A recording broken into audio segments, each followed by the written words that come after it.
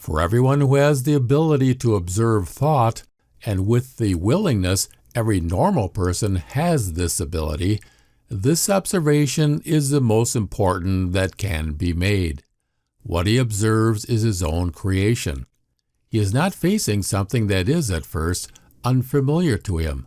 He faces his own activity. He knows how it comes about.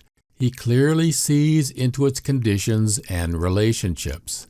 He gains a secure point of reference from which he can seek, with a reasonable hope of success, the explanation for all other world phenomena.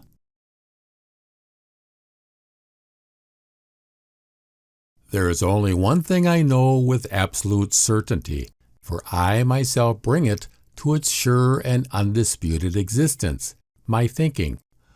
All other things, all other events, are there independent of me. I do not know whether they are truth or illusion or dream. I am sure of one thing, my thinking. It exists because I produced it myself. It is only in thinking that I grasp myself, standing within the world whole, in the activity that is the most my own. The simplest statement I can make about a thing is that it is, that it exists. At first sight, what kind of existence it has cannot be closely defined. Each object must first be studied in its relationship to other things before we can determine the way it exists.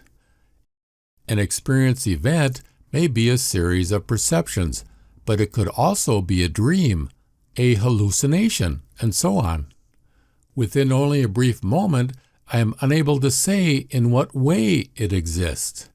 I cannot read the kind of existence from the event itself. I can learn this when I consider the event in relation to other things.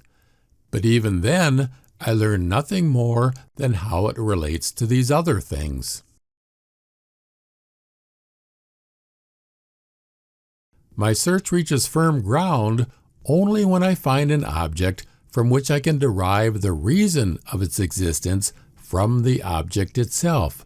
This I am as a thinker, for I give to my existence the defining, self-supporting content of my thinking activity. From here I can go on to ask, do other things exist in the same or in some other way? Thought normally escapes our notice, but when we make thought an object of observation, we add it to the rest of the world's observed content. When we observe thought, we use the same method of observation that we use to observe other things.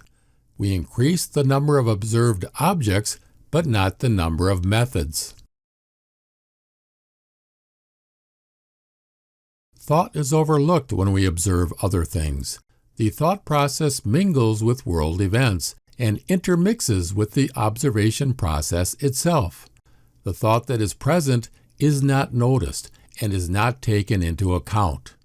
But when I observe my thinking, there ceases to be an unnoticed element present, for what hovers in the background is again nothing but thought.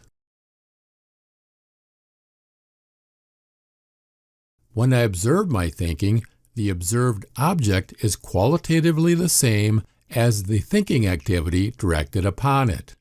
This is another special characteristic of thought. When we observe thought, we are not compelled to do so with the help of something qualitatively different. We remain within the same element, the realm of thought. When I weave a web of thoughts around an object given independently of me, I go beyond my observation. Then the question becomes, what right do I have to do this? Why don't I just passively let the object make its impression on me? How is it possible for my thought to be related to the object? All these questions vanish when we think about thinking itself. It is certainly clear to me how my thought is related to my thought. We add nothing unfamiliar to our thought, so there is no need to justify such an addition.